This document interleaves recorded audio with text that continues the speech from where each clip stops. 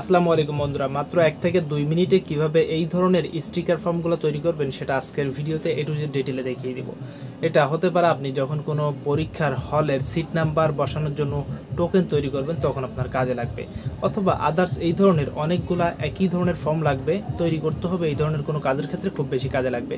তো কথা না বাড়িয়ে সরাসরি কাজ চলে যাচ্ছি। তো তারা নতুন আছেন, আমাদের ভিডিও দেখতেছেন, তারা যদি ফেসবুক থেকে দেখে থাকেন তাহলে আমাদের ফেসবুক পেজটিকে ফলো করে রাখবেন, এবং যদি ইউটিউব থেকে দেখে থাকেন তাহলে আমাদের ইউটিউব চ্যানেলটিকে সাবস্ক্রাইব করে রাখবেন। আর যারা বর্তমানে ফেসবুক থেকে দেখতেছেন তাদের জন্য একটা মেসেজ, সেটা হচ্ছে আমরা আমাদের এই প্রত্যেকটা ভিডিও সবার প্রথমে ইউটিউবে আপলোড করি, দেন তারপরে ফেসবুকে আপলোড করি। তো যারা আগেই দেখতে চান তারা কিন্তু আমাদের ইউটিউব চ্যানেলে সাবস্ক্রাইব দেখতে পারেন। আর আমাদের ইউটিউব চ্যানেলের নাম হচ্ছে আসাদ টেক জোন।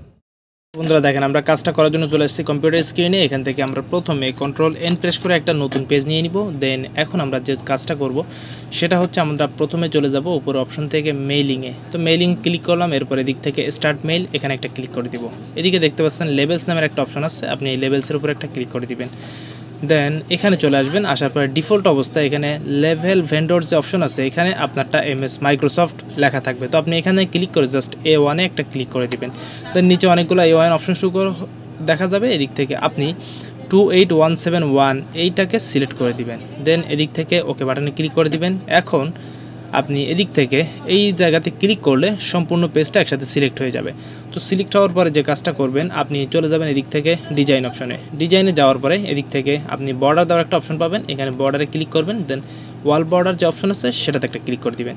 তো প্রত্যেকটা সম্পূর্ণ পেজটা কিন্তু সিলেক্ট হয়ে গেছে দেখতে পাচ্ছেন। এখন আমাদের প্রয়োজন যদি কোনো শেপ ইউজ করতে চাই তাহলে ইনসার্টে যাওয়ার পরে এদিক থেকে শেপে ক্লিক করব। তো আমি সাপোজ এই শেপটাকে নিয়ে নিলাম, দেন এখান থেকে আমি টান দিলাম, দেন একদম কর্নার পর্যন্ত শেপটাকে আমি ড্র করে দিলাম। তো এখন আমি চাইলে শেপের ফিল যে কালার সেটা একটু চেঞ্জ করে দিতে পারি। যেমন সাপোজ ধরেন আমি ইয়েলো কালারটা রাখলাম। দেন এখন আউটলাইন একটা কালার আছে, আমি চাইলে আউটলাইন কালারটাকে শেপের আউটলাইন কালারটাকে রেড দিয়ে দিতে পারি। তো দিয়ে দিলাম। দেন এখন শেপের উপরে মাউসের পয়েন্টার রেখে মাউসের রাইট বাটনে ক্লিক করব। এদিক থেকে অ্যাড টেক্সট নামের একটা অপশন পেয়ে যাবেন, এখানে ক্লিক করলে আপনি এখানে টাইপ করার অপশন পাবেন। তো অ্যাড টেক্সটে টাইপ করার অপশন আসার পরে আপনি যা লিখতে চান তা এখানে লিখে ফেলবেন। আমি এক নজরে পেস্ট করে দিলাম। এখন যদি লেখার কালারটা দেখতে পাচ্ছেন দেখা যাচ্ছে না, তো আমি লেখাগুলোকে সিলেক্ট করলাম, দেন চলে গেলাম হোম মেনুতে। এদিক থেকে আমি লেখার কি কালার ইউজ করতে চাই, যেমন আমি যদি ব্ল্যাক ইউজ করি তাহলে দেখতে পাচ্ছি এখানে মোটামুটি ভালোভাবেই ফুটে উঠছে। তো আমি ব্ল্যাকে ক্লিক করলাম। দেন এখন যদি আমরা ডান পাশে বা বাম পাশে এদিকে যদি কোনো স্টিকার ইউজ করতে চাই তাহলে দেখেন ডান পাশে স্টিকার ইউজ করার ক্ষেত্রে আমরা যে কাজটা করব সেটা হচ্ছে প্রথমে চলে যাব ইনসার্টে, যাওয়ার পরে এদিক থেকে আমরা পিকচারের উপরে ক্লিক করে দিব। তো পিকচারে ক্লিক করলে এখানে আমার পিকচারটা কোন লোকেশনে আছে আমি সেটাকে একটু লোকেশন দেখিয়ে দিব। তো আমি ডেস্কটপে ক্লিক করলাম, এখানে দেখতে পাচ্ছেন আমি স্টিকারটা যেটা দিতে চাই। তো দেখতে পাচ্ছেন আমার এখানে এই স্টিকারটা আছে, আমি আপাতত এটা ইউজ করব। আপনার যে স্টিকার ইউজ করার প্রয়োজন আপনি সেটা ইউজ করতে পারেন।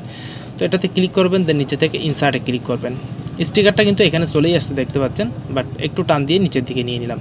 নেওয়ার পরে উপরে অপশন দেখতে পাচ্ছেন এখানে র্যাপ টেক্সট একটা অপশন আছে, আপনি এখানে ক্লিক করবেন। দেন একটু নিচের দিকে গেলে ইন ফ্রন্ট অফ টেক্সট এই লেখাটাতে ক্লিক করে দিবেন।